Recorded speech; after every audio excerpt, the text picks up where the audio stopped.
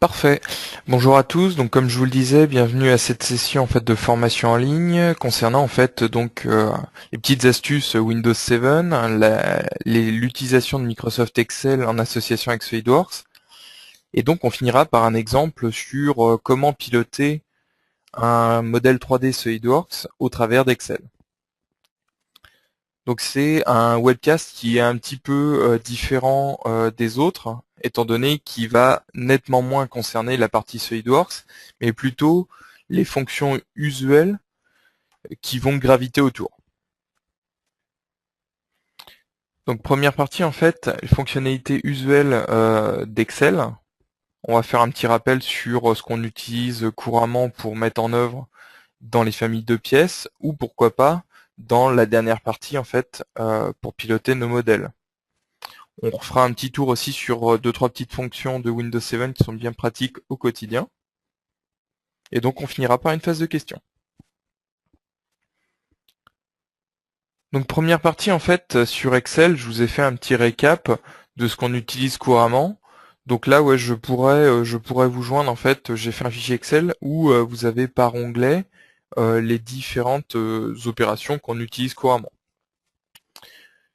Donc de plus en plus on est amené à utiliser des formules dans Excel. Et donc en fonction de ce qu'on va vouloir faire, on va faire ce qu'on appelle un adressage un peu particulier. Donc typiquement, ici, là, je vous ai mis 4 types d'adressage, donc sur la cellule A5. Et donc on voit que le premier, en fait, le A5, ça va être un adressage relatif. On va avoir en fait la possibilité de mettre des dollars devant et derrière en fait le A. C'est lorsque l'équation fait toujours appel à cette cellule-là. Donc lorsque vous allez dupliquer votre formule, vous n'aurez pas de problème, ça appellera toujours la fonction. La possibilité de mettre juste un seul dollar devant le A. Du coup, ça veut dire que ça fera toujours référence à la colonne, mais que le chiffre pourra évoluer en fonction de comment vous allez étirer, encore une fois, votre formule.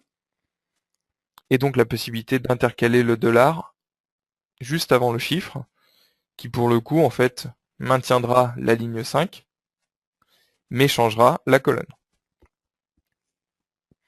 Donc pour facilement passer en fait d'un adressage relatif à un adressage en fait sur une cellule ou autre, en fait vous avez la possibilité directement, donc voilà le fameux fichier Excel, vous avez la possibilité ici, hop, si on fait un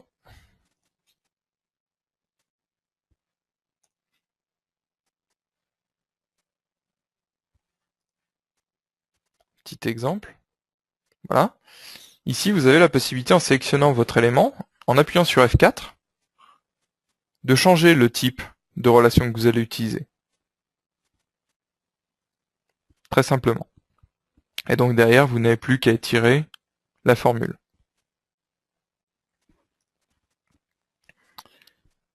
Donc ça, c'était pour le petit rappel donc sur tout ce qui est adressage. Donc après, en fait, nous avons ce qu'on appelle la validation des données.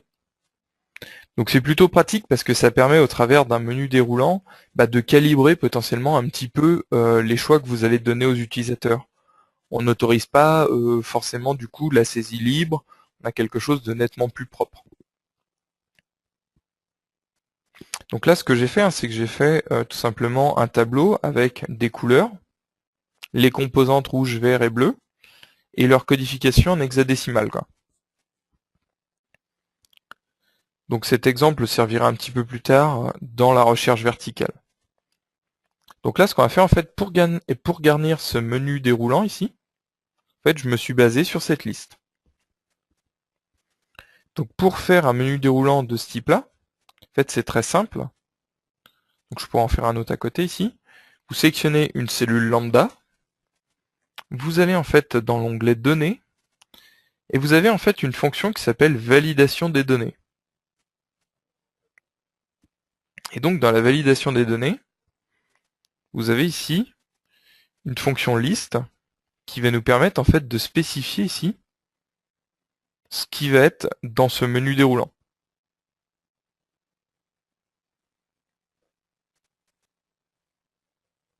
Et donc vous voyez automatiquement, vous avez quelque chose en fait qui va être carré.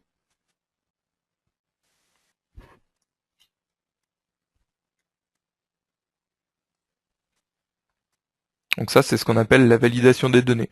Donc la position peut légèrement varier hein, dans Excel, que vous soyez en version 2003, 2007 ou 2010. Hein. Mais globalement, la fonction porte le même nom.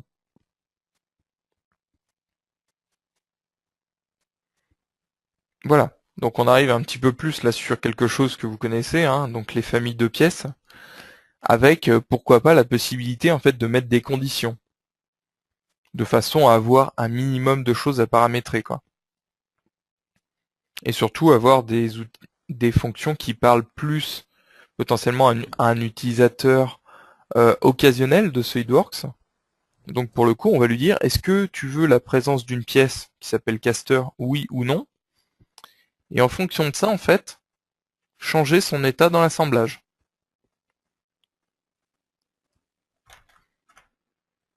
Donc vous l'avez ici, hein, la possibilité, par exemple, si c'est oui, automatiquement, ça sera un non supprimé. Donc on peut mettre en S ou en NS. Dans le cas où vous mettez autre chose, en fait, vous voyez, automatiquement, en fait, ça passe en supprimé. Donc après, on pourrait imaginer conjuguer la validation de données qu'on vient voir juste avant avec la condition de si. De toute façon, avoir un truc oui-non.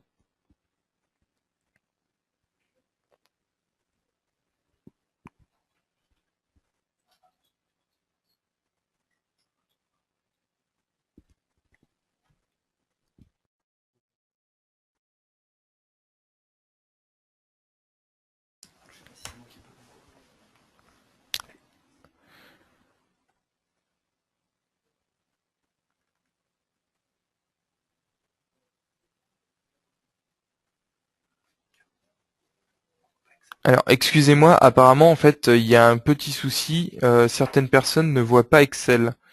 Est-ce que certains d'entre vous, en fait, ont vu les parties que j'ai fait sur Excel depuis le début ou pas du tout?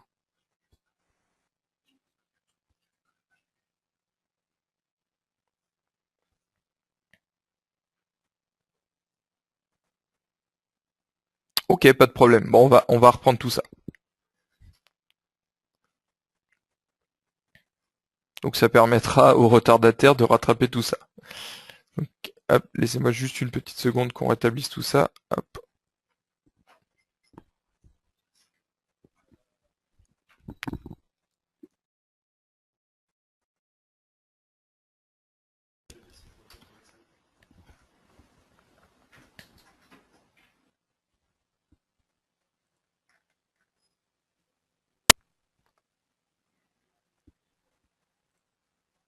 Ok.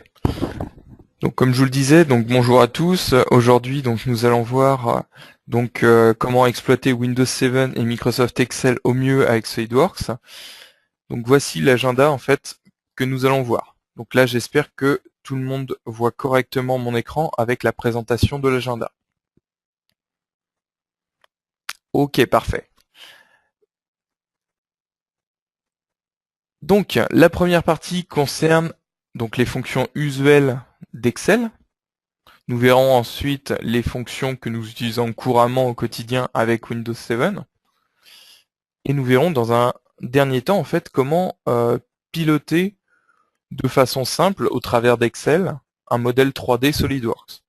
Et donc nous finirons comme la traditionnelle phase de questions. Donc la première partie, comme je vous le disais en fait, c'est ce qu'on appelle l'adressage. Donc plusieurs types d'adressage. Donc la cellule courante telle qu'on la connaît, là j'ai pris l'exemple de la cellule A5, c'est ce qu'on appelle un adressage relatif dans une formule lorsque vous n'avez pas de symbole de type $. Après on peut voir différentes variantes, comme vous voyez la variante 2, 3 et 4. Selon la position et le nombre de dollars, on va avoir un adressage qui va être différent. Ce qui se passe en fait, c'est quand vous avez un adressage avec un dollar avant le A et après le A, c'est-à-dire que cette cellule est une référence unique en fait dans la formule. Peu importe le nombre de lignes sur laquelle vous allez étirer votre formule, automatiquement en fait elle fera toujours référence à cette cellule. Donc après, on peut trouver également la possibilité d'avoir juste le dollar devant. Ça veut dire que cette fois-ci, on conserve comme référence uniquement la colonne A, mais que le chiffre peut varier sans souci. Et donc on trouve son opposé, hein, bien entendu, avec le dollar qui sera juste devant le 5, auquel cas c'est juste la ligne qui sera figée et la colonne pourra changer. Donc comment ça se passe dans Excel? C'est très simple. Ici, donc si vous prenez l'exemple d'une simple addition,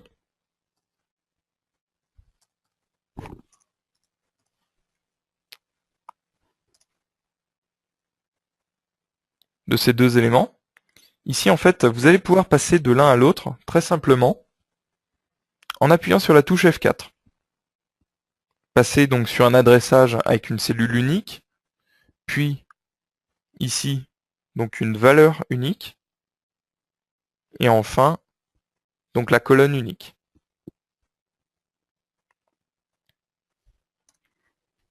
Donc ça, c'est la première partie. Donc après, vous avez ce qu'on appelle la validation des données. Donc la validation des données, hein, malgré que le nom soit pas très cohérent, ça permet, au travers d'une liste, enfin au travers d'un nombre de cellules données, de garnir un menu déroulant pour faciliter en fait le choix des utilisateurs. Donc dans mon cas ici, j'ai prévu en fait un tableau ici basé sur des couleurs, avec pour chacune de ces couleurs en fait les composantes rouge, vert, bleu et leur correspondance en hexadécimal. Donc ce que je vais faire moi, c'est que je vais faire l'équivalent en fait de ce menu déroulant ici, qui récupère l'ensemble des données. Donc pour ça c'est très simple, vous sélectionnez une cellule lambda. D'ailleurs j'ai l'impression qu'il reste du monde dans celle-là. Voilà, donc vous sélectionnez une cellule lambda, puis vous allez dans l'onglet données, et vous cherchez en fait la fonction qui s'appelle validation des données. Vous trouverez alors en fait ici une fonction qui s'appelle list, qui en sélectionnant une plage va vous constituer ici en fait un menu déroulant.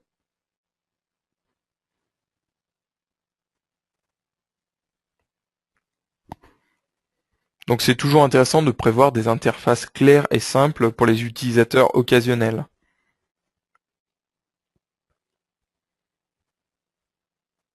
Nous allons trouver également de façon courante les conditions si ou if.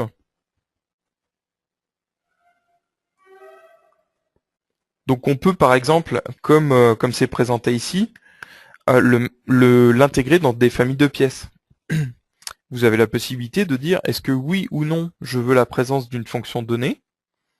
Et en fonction de la réponse ici que je vais saisir sur la pièce caster, donc si je mets oui, en fait, vous allez voir que la présence va passer de supprimé à non supprimé. Donc faire attention, en fait, juste une remarque sur cette formule. Comme il s'agit de valeurs de type texte, bien penser à les mettre entre guillemets.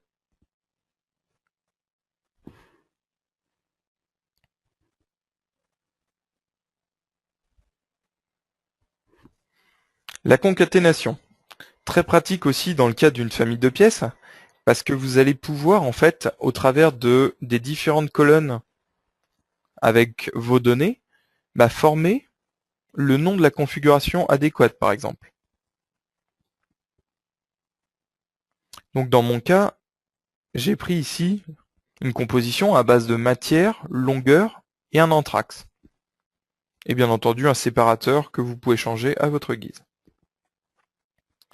Donc une fois que j'ai défini en fait les trois éléments composant mon nom ici, je vais avoir deux possibilités. Soit utiliser la fonction concaténer, mais on peut également utiliser la fonction et. Donc pour le coup, on est plutôt ici sur une écriture avec des et pour cumuler les cellules, alors que là en fait vous avez une fonction une fonction Excel qui s'appelle concaténer. Donc vous voyez très simplement en mettant égal concaténer, Ici, il va vous proposer indirectement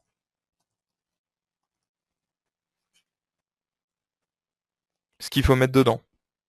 Vous avez toujours en fait la description de ce qu'il attend.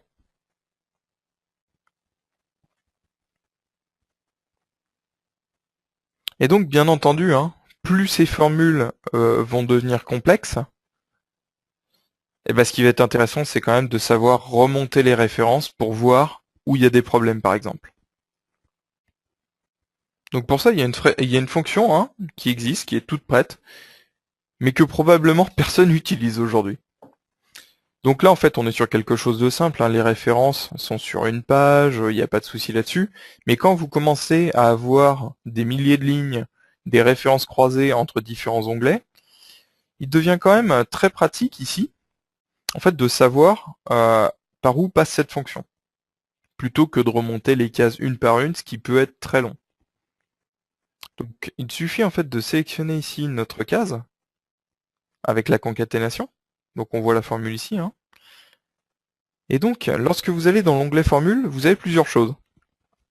Donc, d'une part, vous avez la possibilité ici d'évaluer la formule, ce qui va vous permettre de voir en fait comment sont calculés les différents éléments. Donc, vous pouvez la faire en pas à pas. Ça qui est intéressant. Vous voyez, il vous montre les étapes.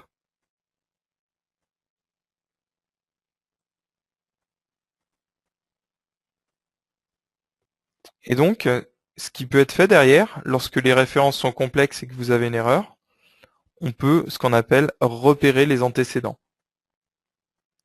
Et automatiquement, en fait, il vous indique les références liées à cette formule. Dans le sens inverse, hein, on a aussi les dépendants. Puis une fois qu'on a fini, bien entendu, on supprime les flèches. Ça fait plus propre.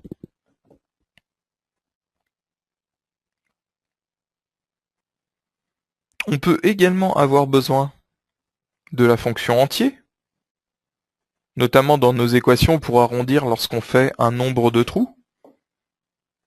Aujourd'hui, un nombre de trous hein, ne peut pas être à virgule, c'est encore très compliqué à faire. Donc on utilise la fonction entier. Bon, je ne vais pas forcément m'attarder sur celle-ci, hein, c'est très simple. Pour faire un nombre entier, il suffit en fait devant la cellule de mettre un ENT entre parenthèses et la cellule. Donc je vous ai mis deux exemples hein, pour rappel, pour montrer que ça peut se faire sur une cellule lambda, mais que ça peut aussi se faire sur une formule.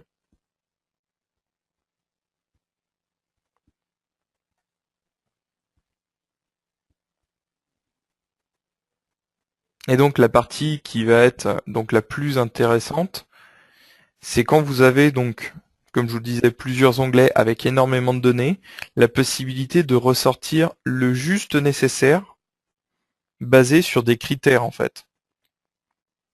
Donc toutes les règles en fait qu'on a vues finalement, bah, vous pouvez les cumuler. Et ici, ce que j'ai fait en fait, c'est que j'ai cumulé donc la validation des données avec ce qu'on appelle une recherche verticale. Donc la recherche verticale, en fait, ce qu'on fait, c'est qu'on va demander à une fonction de rechercher cette valeur-là dans une plage donnée, donc qui va être celle-ci, et de ressortir en fait une valeur particulière. En l'occurrence, en fait, se situant dans dans la sixième colonne. Donc pour cela, c'est très simple, hein, vous voyez, donc j'ai fait une recherche. Donc on va la détailler pas à pas si vous voulez. Ce qu'on va faire, c'est qu'on va faire égal recherche verticale. Et donc ici, il va me demander dans un premier temps, donc la valeur recherchée. Donc moi, je recherche la couleur. Vous mettez vos séparateurs, donc le point virgule. La matrice, donc la table, donc quoi je recherche. Donc je prends ma plage de données. Ensuite, je vais chercher mon numéro de colonne. Donc en l'occurrence 6. Et là, si je cherche une valeur exacte ou pas.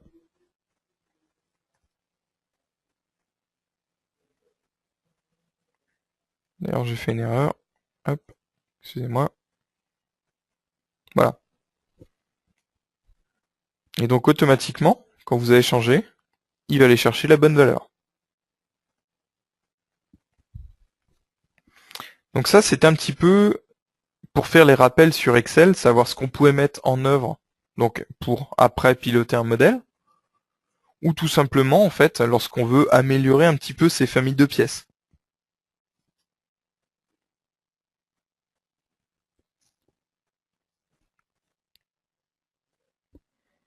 Alors, donc on passe un petit peu sur Windows 7, donc là c'est des petits rappels, des fonctions qu'on utilise ou qu'on n'utilise pas. Il y a des fonctions que moi je vais utiliser par exemple parce que c'est pratique, et ainsi de suite, mais qui à certaines personnes vont paraître un petit peu inutiles. Ça dépend en fait du comportement de chacun. Donc les grandes fonctions qui ont été introduites en fait sur Windows 7 en fait, donc vous en avez trois qui portaient des noms un peu particuliers. Donc vous avez ce qu'ils appellent l'aéropic. Donc ça c'est la possibilité en fait de visualiser votre bureau, enfin les éléments qui se situent sur votre bureau en fait, tout simplement en survolant le bouton bureau. Donc ça se présente de quelle façon en fait? C'est quand vous avez plein de fenêtres, par exemple, vous passez juste ici sur le bouton bureau, et normalement en fait quand vous avez l'aéro, il vous l'affiche en transparent. Bon, le phénomène de prise à distance en fait ne permet pas de le faire, mais globalement ce qui se passe, c'est que vous voyez au travers des fenêtres les fichiers que vous avez sur le bureau. Vous avez ce qu'on appelle l'aérocheck. Donc ça c'est plus drôle qu'utile finalement, qui consiste en fait à secouer, à sélectionner une fenêtre et à la secouer pour abaisser l'ensemble des autres fenêtres. Et garder que la fenêtre active et donc qui vous sert. Vous avez ensuite ce qu'ils appellent l'aérosnap.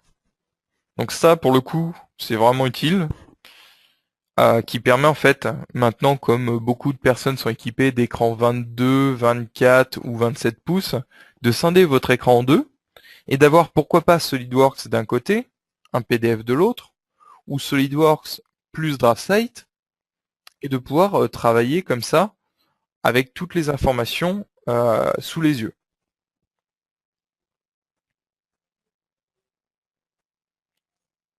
Le Windows Tab qui permet facilement en fait de passer d'une fenêtre à une autre, qui est finalement la même chose que le Alt Tab, sauf que vous l'avez en fait avec des fenêtres superposées en diagonale.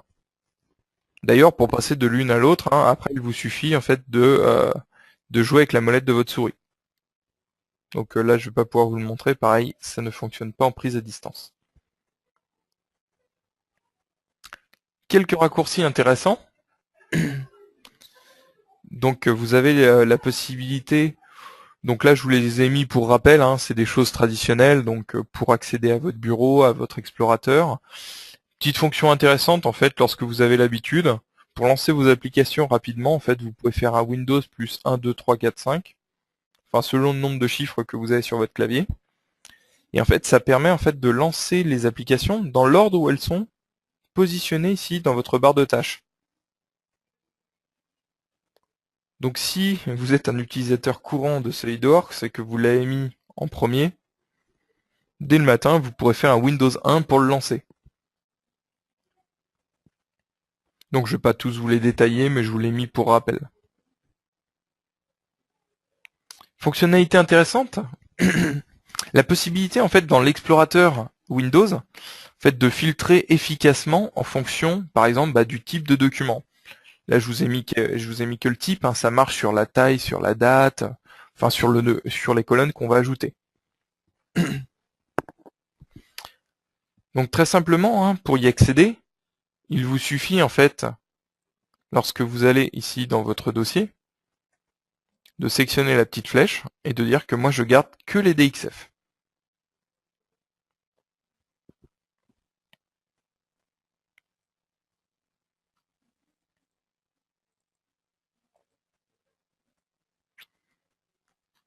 Donc on va avoir aussi la possibilité de faire de la multisélection. Pardon. Donc ça c'est une option à activer. Ou en fait, si vous voulez pas faire de la multisélection à l'aide du Shift, ou si régulièrement, en fait, lorsque vous faites de la multisélection, au bout d'un moment, vous lâchez le Shift ou le CTRL et l'ensemble se désélectionne, vous avez la possibilité, en fait, d'utiliser des cases à cocher. Donc pour ça, c'est très simple. Il vous faut, en fait, aller dans n'importe quel dossier, d'ailleurs. Et ici, vous allez dans Organiser, Options des dossiers de recherche, Affichage. Et tout en bas, en fait, ici, vous avez Utiliser des cases à cocher. Et automatiquement, derrière, en fait, si vous voulez, par exemple, ouvrir dans SolidWorks 3-4 mises en plan, il vous suffit de les sélectionner et de faire ouvrir.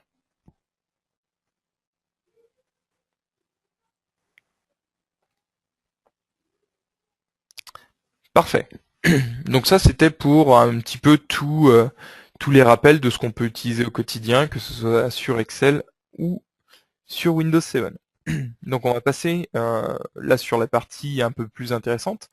Donc j'ai pris le cas d'un escalier pour vous montrer comment, au travers de 2 cellules sur Excel par exemple, donc là j'ai été assez synthétique, je vais pouvoir piloter en fait mon escalier.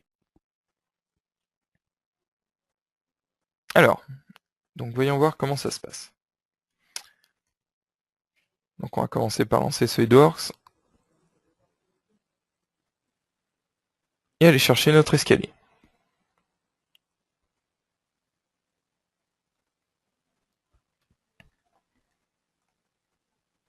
Voilà, donc l'escalier est assez simple là sur cet exemple-là. On voit d'ailleurs ici, hop, qu'il y a 2-3 pièces en fait qui sont faites dans le contexte, notamment les marches, de façon à ce que ça soit évolutif. Sinon, il y a peu d'équations, hein. De manière générale, il y en a un petit peu pour le nombre de marches, mais c'est à peu près tout. Donc au travers d'Excel, comment piloter ça? Donc moi, ce que j'ai fait, j'ai simplement fait un fichier de ce type-là.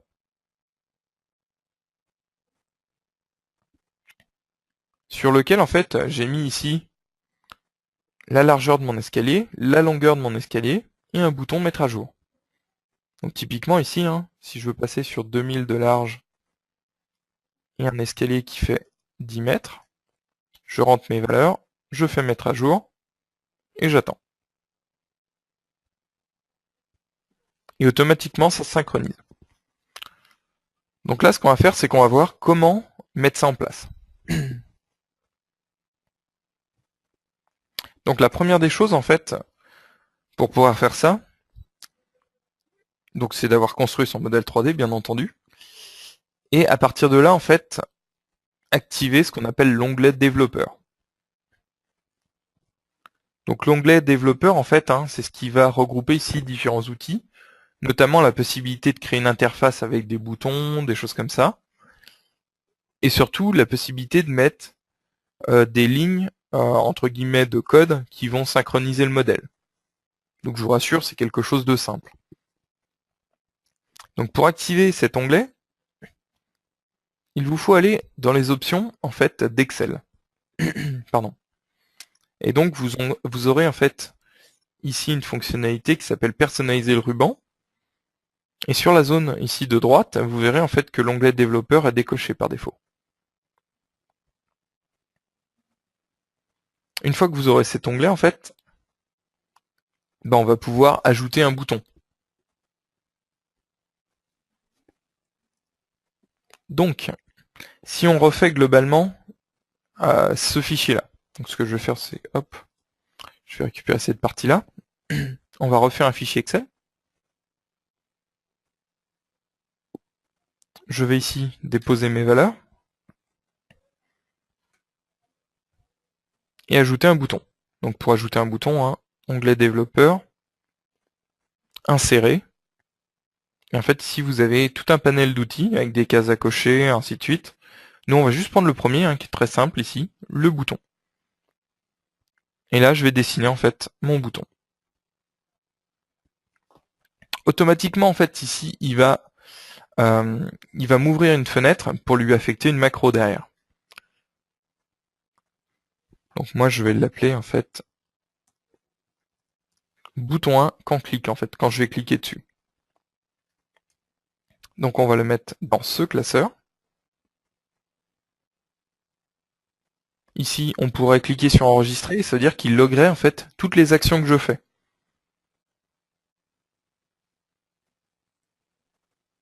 Voilà, on va l'arrêter, tac. Ici, on va pouvoir lui donner un nom.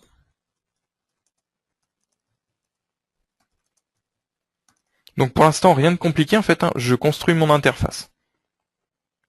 Donc on sauvegarde notre fichier. Donc la petite particularité, hein, quand vous sauvegardez le fichier ici, prenez bien un classeur Excel prenant en charge les macros.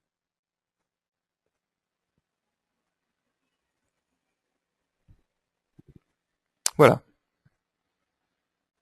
Donc là, j'ai sauvegardé mon modèle, le bouton, mais ça fait rien.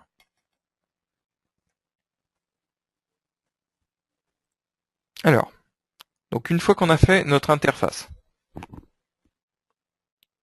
voilà globalement ce qu'on va venir créer derrière. Donc je vous l'ai détaillé un pas à pas globalement pour vous expliquer un petit peu tout ce qu'il y a dedans. Donc la première partie, en fait, les deux premières lignes ici que vous avez encadrées en rouge, ça va être la déclaration en fait pour faire la connexion avec SolidWorks, qui récupère la session active. La deuxième ligne en fait va lui dire que s'il y a un fichier pièce ouvert ou assemblage, qu'il soit défini en fait comme étant l'élément actif. Donc si vous en avez plusieurs, en fait celui qui est pris en compte, c'est celui qui est à l'écran en première vue. Si vous en avez d'autres qui sont ouverts en arrière-plan, en fait ceux-là ne sont pas pris en compte. Celui qui est vraiment le document actif, c'est celui que vous voyez.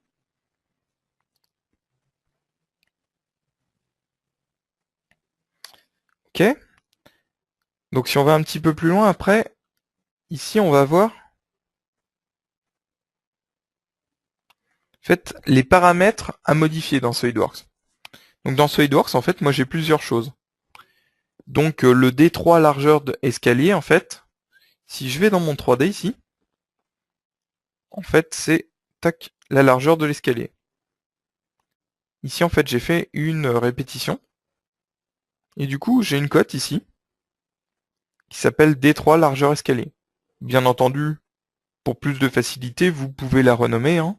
Il vous suffira de changer dans le code en fait le nom, très simplement.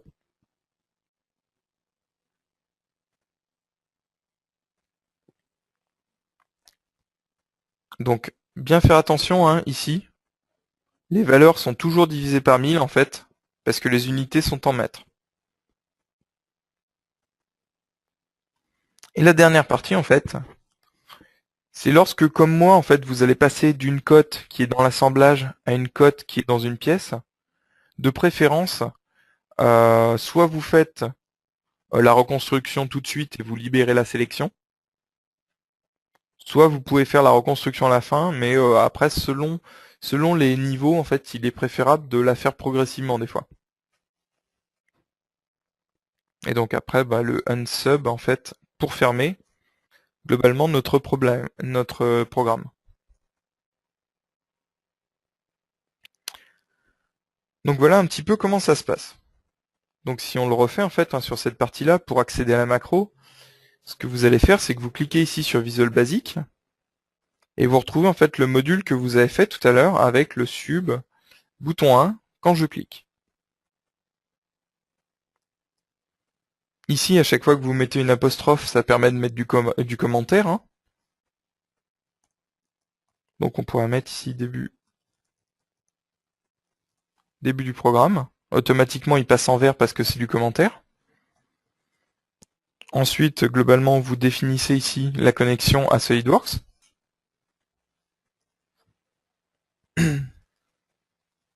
Sans ça, en fait, il ne trouvera pas l'élément en question. Donc ça, pareil, bon, hein, c'est des habitudes à apprendre. Je pense qu'une fois que vous avez la syntaxe, de toute façon, vous la mettez dans un fichier texte et vous copiez-collez au fur et à mesure, quoi.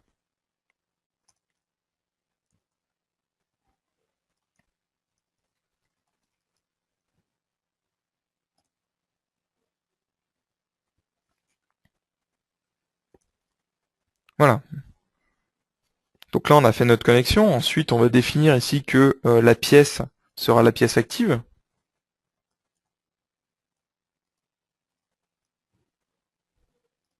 Donc, point ActiveDoc.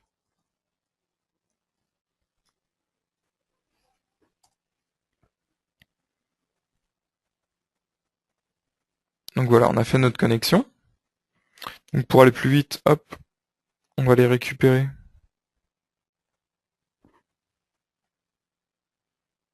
Notre bout de code. Ce sera plus rapide. Voilà. Donc bien entendu, hein, vous n'êtes pas limité ici à ce qu'on appelle des part parameters, donc à des dimensions.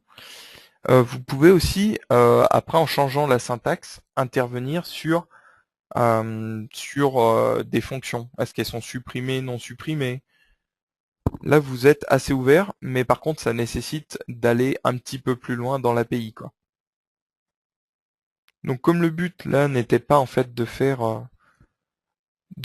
l'API pure, mais seulement montrer comment paramétrer simplement au travers d'un formulaire 2-3 dimensions. Donc moi je me suis limité au code. Et donc une fois que vous avez fini, bien entendu, vous faites ça. Et automatiquement, vous voyez les petits feux rouges, feux verts apparaître dans l'arbre de création. Quand vous avez un doute sur l'exécution ici de votre petit programme, ce qui peut être fait pour retrouver l'erreur, c'est ce qu'on appelle une exécution en pas à pas. Donc pour ça, en fait, moi je vous invite à cliquer ici dans la barre grise et à mettre ce qu'on appelle un point d'arrêt. Donc un petit point rouge comme ça. Et en fait, quand vous allez exécuter, dès qu'il va rencontrer un point rouge, en fait, il va s'arrêter, comme ceci. Et du coup, vous allez pouvoir avancer ligne par ligne en appuyant sur F8 pour voir ce qui se passe et à quel moment ça peut bloquer. Donc typiquement ici, si on met une erreur,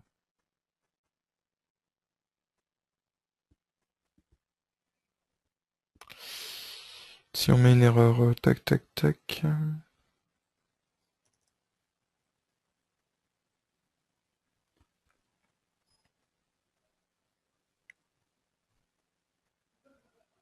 même pas assez flagrant.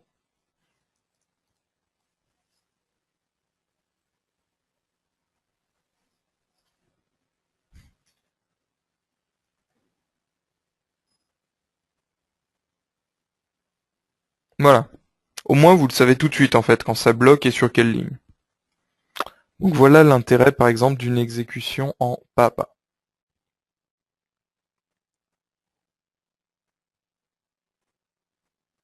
Donc voilà le genre en fait de petite interface qui peut être mise en œuvre pour piloter par exemple un modèle. Ce qui est intéressant aussi, c'est que le fichier Excel potentiellement n'est pas obligé d'être dans le fichier SolidWorks. Donc ça peut être intéressant pour préparer des choses à côté et n'exécuter qu'à la fin. Ça peut être intéressant aussi lorsque on s'en sert pour faire du devis, parce que votre fichier Excel, vous pouvez faire une interface qui remplit tout, et à la fin vous cliquez juste sur mettre à jour le modèle, et votre CAO se met à jour.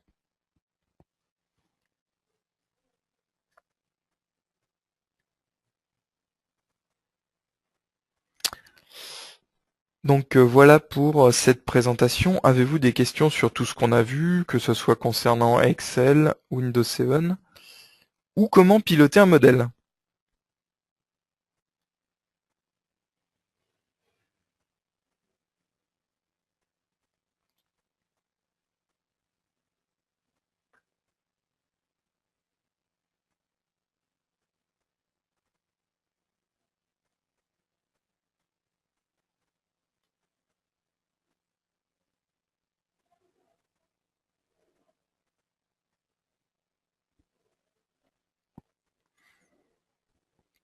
Alors, question. Si jamais on veut appliquer en fait les changements à un document qui est non actif. Donc dans ce cas-là, en fait, si il est déjà ouvert, ça veut dire qu'on va pouvoir appeler la référence, mais là on est plus de l'ordre des API. Et du coup, ça veut dire qu'en fait, on va le désigner par son nom et le rendre actif. Par contre, s'il n'est pas ouvert, dans ce cas-là, on est aussi sur plutôt une phase très API, à savoir qu'il va falloir d'abord ouvrir le fichier.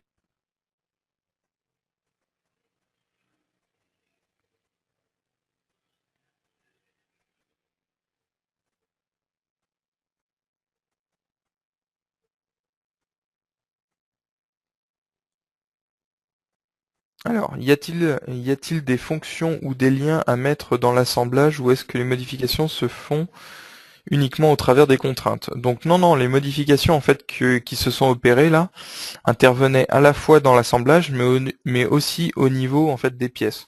Là, vous n'êtes pas limité, hein. On pourrait imaginer faire un squelette sur une esquisse dans l'assemblage, modifier ces codes-là, mais en même temps intervenir sur une répétition de trous qui serait, elle, dans une pièce uniquement.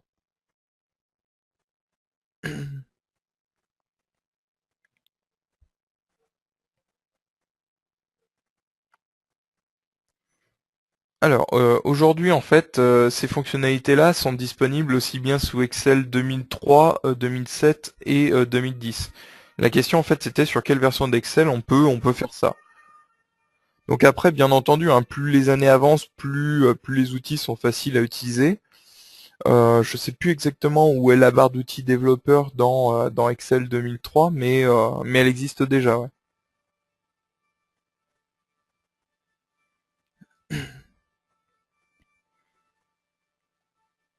Alors, comment lier un fichier Excel à un modèle SolidWorks? Donc là, le but, hein, justement, c'est d'avoir un modèle générique avec un fichier Excel qu'on peut promener n'importe quand, n'importe où, qui ne soit pas lié au modèle SolidWorks. Après, effectivement, on peut potentiellement le rattacher en le mettant dans une famille de pièces ou en le mettant en fait dans ce qu'ils appellent le journal de conception. Mais pour moi, en fait, l'intérêt là, c'est vraiment d'avoir quelque chose qui est complètement indépendant, qui peut potentiellement, dans certains cas, comme pour le cas d'un devis, être donné à des commerciaux itinérants.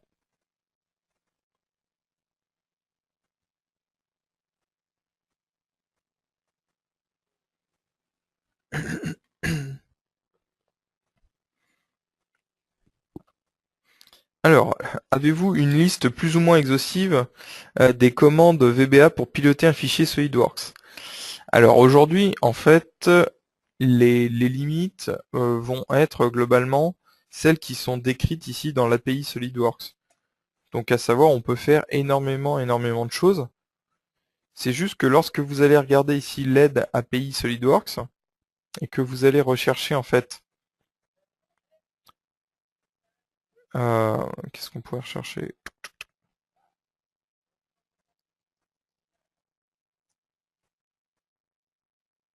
En fait, vous allez avoir deux types. Vous voyez, en fait, à chaque fois que vous faites une recherche, vous avez un exemple potentiellement qui peut être utilisable en VBA. Mais dans certains cas, en fait, ils vont vous le dire en fait que celui-ci est uniquement utilisable en .NET. Donc ça veut dire en fait pour faire du développement dans Visual Studio et les autres en C.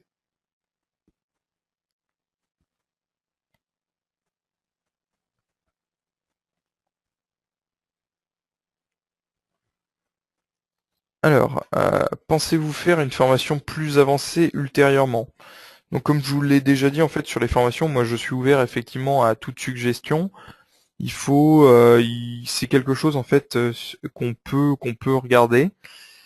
Il faut potentiellement, il faut par contre quand même que j'essaye en fait d'apporter du contenu pour tout le monde et que ça puisse répondre à beaucoup de personnes.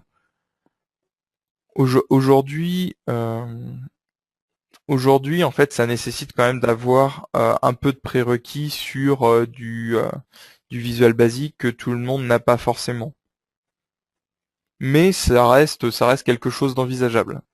Je vais noter ça dans un coin pour voir si on peut planifier ça d'ici quelques temps.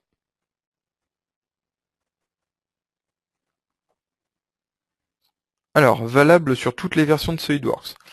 Donc SolidWorks, après, la seule différence, c'est que tous les ans, vous avez de nouvelles API qui apparaissent. Donc forcément, en fait, il y a des API qui sont récentes, qui n'existaient pas sous SolidWorks 2007 ou antérieur, par exemple. Et donc, ces fonctions-là ne seront pas utilisables.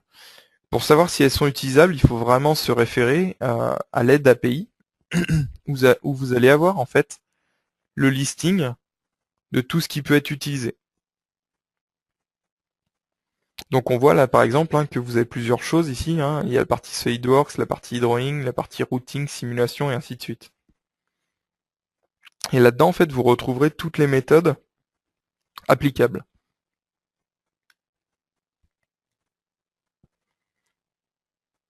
Alors question, mais ils ont besoin de SolidWorks? Non, en fait le fichier Excel ici, en fait si vous faites l'équivalent d'un devis et que les commerciaux ne cliquent pas sur ce bouton-là, ce fichier Excel est utilisable n'importe où. Tant qu'il n'y a pas d'exécution, le fichier Excel peut être lancé sans SolidWorks.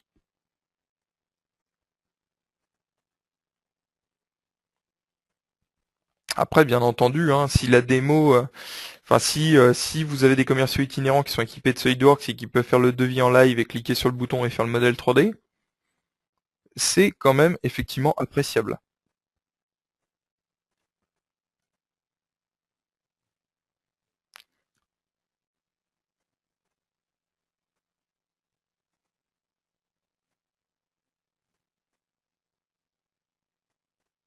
Alors, est-ce ce principe qui est utilisé pour les configurations? Est-ce que vous pouvez préciser votre question? Je comprends pas. Je ne comprends pas le sens.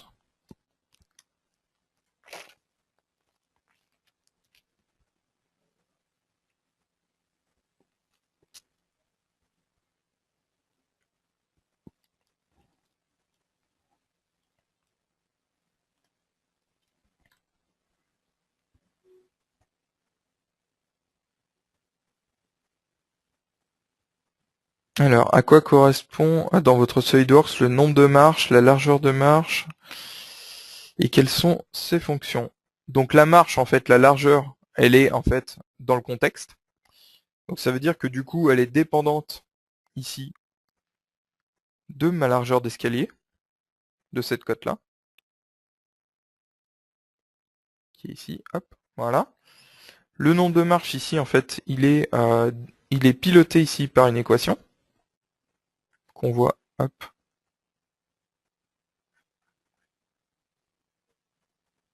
Voilà.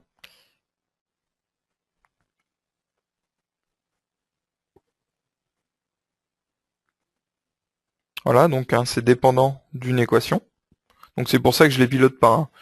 Mais bien entendu, dans certains cas, certains calculs peuvent être sous-traités à Excel.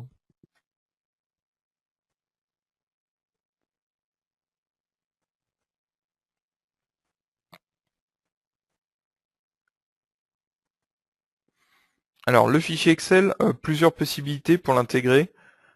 Aujourd'hui, ce qui va être, selon moi, le plus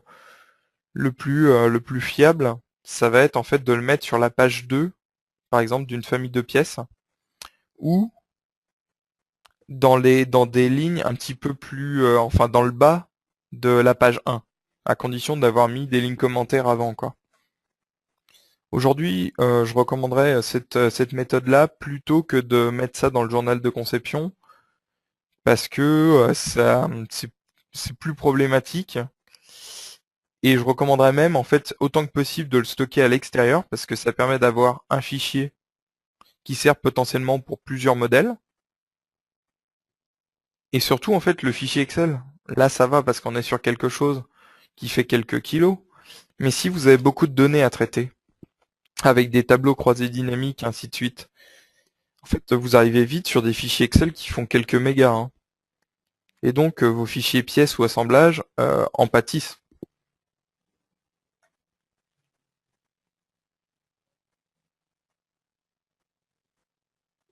Alors, peut-on extraire des données SolidWorks sur Excel? Alors, comme le costing. Alors, le costing, aujourd'hui, la seule valeur que vous allez... donc, j'ai pas trop regardé les API costing. La seule valeur que vous pouvez récupérer facilement, en fait, c'est si vous avez assigné le coût estimé en tant que propriété personnalisée, effectivement, hein, il existe des fonctions pour récupérer ce qu'ils appellent les custom properties. Voilà. Donc là, vous avez comment ajouter une valeur de propriété, par exemple, ou comment la récupérer, avec le petit exemple qui va bien en dessous.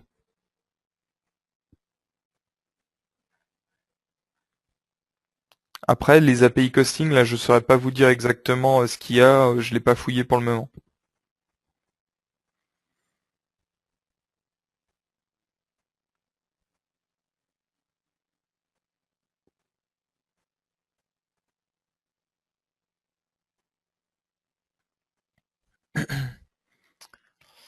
Parfait. Avez-vous d'autres questions?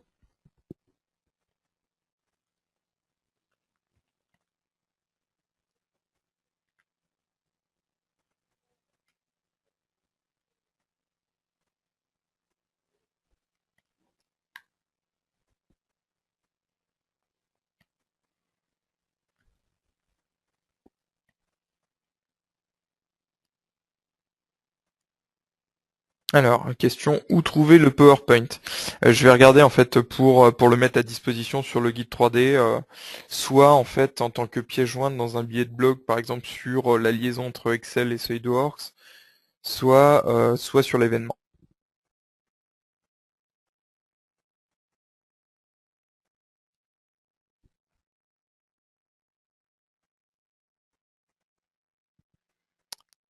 Parfait.